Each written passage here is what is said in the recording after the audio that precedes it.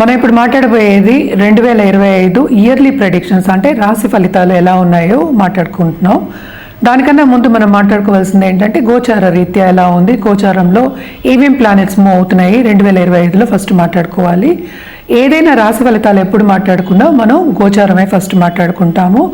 Major planets మనకు ఉన్నది ఏంటంటే గురు, అలాగే ఏంటంటే శని, తర్వాత రాహు, కేతువులు. ఈ 4 ప్లానెట్స్ కూడా, ఈ 4 గ్రహాలు కూడా ఈ సంవత్సరం మొదట్లోనే మార్చ్ నుంచి జూన్ లోపలే ఈ 4 ప్లానెట్స్ మూవ్ అవుతున్నాయి అన్నమాట. ఫస్ట్ మనం మాట్లాడుకోయేది ఏంటంటే శని. ఎందుకంటే చాలామందికి ఏంటంటే భయం వేస్తూ ఉంటుంది, ఏల్నట్స్ అని ఉంది, ఏల్నట్స్ అని ఉందని చాలా భయపడుతూ ఉంటారు. ఎందుకంటే శని అన్నాక ఇబ్బంది పెడతారు కదా. సో మకర రాశి వాళ్ళకి పూర్తిగా పరిపూర్ణంగా ఏల్నట్స్ అని వెళ్ళిపోతుందన్నమాట. అది ఎప్పుడు అవుతోంది, ఎందుకంటే శని గోచారమే మార్చ్ 29, 2025కి అవుతోంది. ఎక్కడికి వెళ్తోంది? మీనానికి వెళ్తోంది. కానీ ఇక్కడ బ్యాడ్ న్యూస్ ఏంటంటే మనం మేషరాశికి ఇప్పుడు ఏల్నట్స్ అని అనేది మొదలవుతోంది అనమాట. అలాగే మనం చూసాము అంటే రాహు మూవ్ అవుతున్నారు. ఎప్పుడు మే 18కి ఎక్కడికి? కుంభానికి మూవ్ అవుతున్నారు అనమాట. అలాగే కేతు ఏమో సింహానికి మూవ్ అవుతున్నారు. సో కొంతవరకు ఏంటంటే కన్యారాశి వాళ్ళకి ఊరట, అలాగే మీనరాశి వాళ్ళకి కొన్ని విషయాల్లో ఊరట కలుగుతోంది అనమాట. అలాగే మనం చూసాము అంటే ఇప్పుడు గురు, ఈ 4 గ్రహాలు మేజర్ నేను చెప్పినట్టు. ఈ గురు ఏంటంటే ఇప్పుడు రిట్రోగ్రేడ్లో ఉన్నారంటే వక్రిచ్చి ఉన్నారనమాట.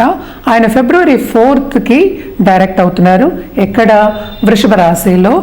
వృషభ రాశి నుంచి ఇప్పుడేమో మిథున రాశికేమో మే 14th మూవ్ అవుతున్నారు అనమాట.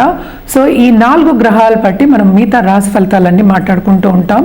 ఇంకోటి ఏంటంటే మేజర్ గ్రహం ఇప్పుడు స్తంభించిపోయి ఉన్నది ఏంటంటే మనకి కుజగ్రహం. సో కుజుడు ఏంటంటే నీచపడాడు, అలాగే ఏంటంటే మిథునానికి వెళ్ళడం, రిట్రోగ్రేడ్లో ఉండడం చాలా కొంచెం ఇబ్బందులు పెడుతున్నారనమాట. సో ప్రస్తుతం ఏంటంటే జూన్ 7కి ఆయన సింహానికి వస్తున్నారు. సో ఇవి మేజర్ ఈవెంట్స్ అనమాట గోచారం ఇన్ 2025, ఎస్పెషలీ స్టార్టింగ్ ఆఫ్ 2025. అలాగే మనం చూసాము అంటే జనవరి 14కి సన్ ఏమో మకరానికి ప్రవేశిస్తున్నారు. అంటే ఏంటి? మకర సంక్రాంతి మనం చేసుకుంటూ ఉంటాం, అందరికీ తెలుసు. అలాగే ఏంటంటే మెర్కురీ ప్రస్తుతం ఏంటంటే బుధుడేమో మనకేమో ధనుస్సు, తర్వాత ఏమో మళ్ళీ ఏమో మకరం, ఇలా జరుగుతూ ఉంటుంది. ఎందుకంటే ఇవన్నీ చిన్న గ్రహాలని కాదు, ఈ గ్రహాలన్నీ ఏంటంటే 30 రోజులకి 45 రోజులకి మారుతూ ఉంటారు.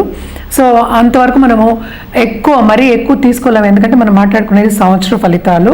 సో ఇది ఈ బేసిస్ మీద మనం ఏంటంటే ఇప్పుడు రాశి ఫలితాలు అనేవి చూడాలన్నమాట.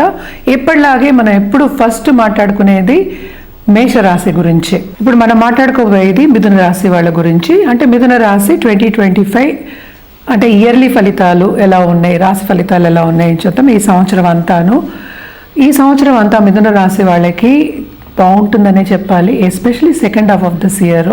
ఎందుకంటే ఇప్పుడు మనకి తెలుసు కుజుడేమో స్తంభించిపోయి ఉన్నారు. అంటే ఏంటి? మిథునానికి వెళ్ళి, అలాగే ఏంటంటే 11th లార్డ్ కూడా అయ్యాడు, లాభం లార్డ్ అయ్యాడు వీళ్ళకి. సో అలాగే 2వ హౌస్ అంటే ఏంటి? కర్కాటకంలో నీచపడి ఉన్నారు. ఎంత నీచపడినప్పటికీను వీళ్ళు అనుకున్నది ఏంటంటే ఫైనాన్షియల్ గోల్స్ అనేవి సాధించలేరు అనమాట. ఏదైనా మనం ఎప్పుడైనా చెప్పేది ఏంటంటే వ్యక్తిగత జాతకం మీద ఆధారపడి ఉంటుంది. సో వ్యక్తిగత జాతకం మీద ఆధారపడింది కనుక జనరల్గా మనం మాట్లాడుకుంటున్నాం. సో మిథున రాశి వాళ్ళకి ఈ సంవత్సరం అంతా మిశ్రమ ఫలితాలు ఘోషిస్తున్నాయని చెప్పాలి. దేంట్లో అంటే తప్పక వీళ్ళకి ఏంటంటే కెరియర్ పాత్లో ఆపర్చునిటీస్ వచ్చినా కూడా శ్రమ అనేది అధికం, బాధ్యతలు అనేవి అధికం ఉంటాయి. అలాగే ఏంటంటే second half of this year గురు వస్తున్నారు కనుక as 10th lord career development అనేది చాలా బాగుంటుంది. అలాగే లాభం లార్డ్ కూడా మనకి జూన్లో కిందకి వెళ్తున్నారు. సో ఆ టైంలో వీళ్ళకి మంచి ఆపర్చునిటీస్ వస్తాయి. ఎందుకంటే మనం మాట్లాడే సంవత్సరం అంటే డిసెంబర్ వరకు కదా. అలాగే ఏంటంటే రాహు ఏమో మనకి చూసాము అంటే 9th పడున్నారు. సో తప్పక ఫారిన్లో సెటిల్ అయిన వాళ్ళంతా పంట పండిందే. అలాగే ఏంటంటే డాక్టర్స్ కానీ లేకపోతే మనకి ఏదైనా మెడికల్ ఫీల్డ్లో ఉన్న వాళ్ళకి కానీ చాలా చాలా బాగుంటుంది. అలాగే మెడిసిన్ చదువుకునే వాళ్ళకి, ఇప్పుడు కొత్తగా చదువుకోవాలి అని రాసే వాళ్ళకి, ఎగ్జామ్ రాసే వాళ్ళందరికీ బ్రహ్మాండంగా ఉంటుందనే చెప్పాలి, especially first half of this month. శ్రమకి తగిన ఫలితం అనేది వీళ్ళు తప్పక చూస్తారు. ఎందుకంటే మనం 9th 10th పడ్డాడు. సో కెరియర్ డెవలప్మెంట్ బ్రహ్మాండంగా ఉంది ఎప్పుడు? Second half of this month. మంచి మంచి ఏంటంటే ప్రాజెక్ట్స్ వస్తాయి. అలాగే ఏంటంటే వీళ్ళు ఏదైనా స్టార్టప్ చేయాలి అంటే, బిజినెస్ చేయాలి అంటే కూడా తప్పక వీళ్ళకి బాగుంటుంది. స్టార్టప్స్ అంటే ఏంటంటే డబ్బు తెచ్చుకోవాలి కదా, సో వీళ్ళకి డబ్బు కూడా అందుబాటులో ఉంటుంది. లోన్స్ తెచ్చుకోవాలంటే అందుబాటులో ఉంటుంది. తప్పక ఏంటంటే ఫారిన్ వెళ్ళి సెటిల్ అవ్వాలి అనే వాళ్ళకి తప్పక బాగుంటుంది. ఎస్పెషలీ స్టూడెంట్స్కి వాళ్ళకి కావాల్సిన సబ్జెక్ట్స్ వస్తాయి, వాళ్ళకి కావాల్సిన యూనివర్సిటీస్ వస్తాయి. తప్పక వాళ్ళు వెళ్ళి సెటిల్ అయ్యే ఒక తరుణం ఈ ఇయర్ అని చెప్పచ్చు. మంచి ఎంజాయ్ చేసే ఒక ఇయర్ అని చెప్పచ్చు అనమాట. Especially second half of this month, అంటే మనం మే తర్వాత మనం చెప్పుకుంటున్నాము. అలాగే ఏంటంటే వీళ్ళు తప్పక బంధుమిత్రుల కలయిక అనేది ఉంటుంది, అందరితో కలయిక అనేది ఉంటుంది. అలాగే ప్రముఖ వ్యక్తులతోటి టచ్ అనేది వస్తుంది. దాని మూలాన్ని వాళ్ళకి ఆపర్చునిటీస్ కూడా వస్తాయి. ఎవరైనా ఉమెన్ ఎంటర్‌ప్రెన్యూర్స్ ఇంట్లోంచి స్టార్ట్ చేయాలి, ఏదైనా స్టార్ట్ చేయాలి అనుకుంటే కూడా బిజినెస్ తప్పక స్టార్ట్ చేసే ఒక తరుణం మే తర్వాత చాలా బాగుంటుందనే చెప్పాలి. ఎందుకంటే 10th శని ఉన్నప్పటికీ, ఆయన శ్రమ పెట్టినప్పటికీను తప్పక ఫలితం అనేది ఇస్తాడు. సో శ్రమకి తగిన ఫలితం అనేది మనం చెప్పుకోవచ్చు. మిథున రాశి వాళ్ళకి చాలా బ్రహ్మాండంగా ఉంటుంది. ఈ ఇయర్ అంతాను బాగుంటుందని చెప్పాలి. ఇది బ్రహ్మాండంగా ఉంటుందని చెప్పినప్పటికీ ఏదైనా, ఏ రాజయోగం అయినా సరే, ఒక యోగం అయినా సరే వ్యక్తిగత జాతకం మీద ఆధారపడి ఉంటుంది. తప్పక జాతకం చూపించుకున్నప్పుడు రెమెడియల్ మెషర్స్ అనేవి మనం కరెక్ట్గా చెప్పడం అనేది జరుగుతుందన్నమాట. సో మిథున రాశి వాళ్ళకి ఎస్పెషలీ దాంపత్య జీవితం కూడా కొంతవరకు అనుకూల పరిస్థితి నెలకొంటుంది. ఎందుకంటే మార్స్ ఇప్పుడు కూడానే ఉన్నారు కనుక కొంతవరకు, అంటే ఫిబ్రవరి మార్చ్ కొంత ఇబ్బంది పెట్టినప్పటికీను తర్వాత అంతా బాగుంటుంది. అలాగే కొత్తగా ఏంటంటే ఇప్పుడే జీవితం స్టార్ట్ చేసే, దాంపత్య జీవితం స్టార్ట్ చేసే వాళ్ళందరికీ కొన్ని ఇబ్బందులు వచ్చినప్పటికీ, మిస్అండర్స్టాండింగ్ వచ్చినప్పటికీ second half of this year బ్రహ్మాండంగా ఉంటుంది. అనుకూల పరిస్థితి అనేది నెలకొంటుంది. అండర్స్టాండింగ్ అనేది ఉంటుందన్నమాట ఆలు మగలు మధ్యలో.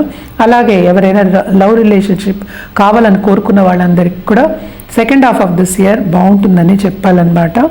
అలాగే మనం చూసాము అంటే హెల్త్ విషయం చూసాము అంటే బాగానే ఉంటుంది. లాస్ట్ ఇయర్ కన్నా ఈ ఇయర్ చాలా బెటర్ అనే చెప్పుకోవాలి. అలాగే ఎవరైనా కొంత ఇబ్బంది పడుతున్నప్పుడు హెల్త్ విషయంలో కానీ డిసార్డర్స్ ఉండి ఇబ్బంది పడుతున్న వాళ్ళందరికీ కొంత ఊరట అనేది కలుగుతుంది.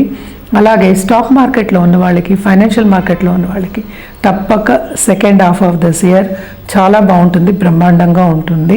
ఫైనాన్షియల్ స్టెబిలిటీ అనేది బాగుంటుంది. స్టేటస్ కూడా ఇంప్రూవ్ అవుతుంది అనమాట.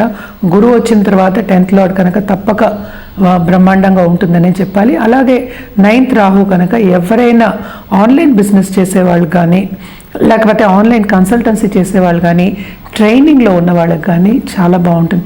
ఎస్పెషల్లీ కమ్యూనికేషన్ దశలో ఉన్న వాళ్ళందరికీ చాలా బాగుంటుందని చెప్పాలన్నమాట.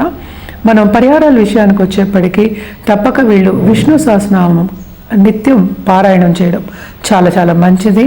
అలాగే గణపతికి వెడ్నెస్డే పూజ చేయడం మంచిది. గరిక పెట్టుకోవడం ఇంకా మంచిదన్నమాట. అలాగే ఆ రోజు ఎవరికైనా ఏంటంటే మనం చక్కెర దానం ఇవ్వడం ఇంకా మంచిది. ఎందుకంటే షుగర్ అంటే తీపి అంటే మనకి గురువుకి చాలా ఇష్టం అన్నమాట. సో తీపి వస్తువులు ఏవైనా సరే పిల్లల్ని పిలిచి వెడ్నెస్డే మనం చేతులారా చేసి పెడితే ఇంకా మంచిది. ఇవన్నీ నిత్యం చేసుకోవచ్చు, కానీ ఎవరు వీళ్ళు బట్టి వాళ్ళు చేసుకుంటారు కనుక ఇవన్నీ చేసి చూడండి. ఇవన్నీ చేస్తూ ఆల్రెడీ బాగుందని చెప్పాను కనుక ఇంకా బాగుంటుంది ఈ సంవత్సరం అంతా మిథున రాశి వాళ్ళకి.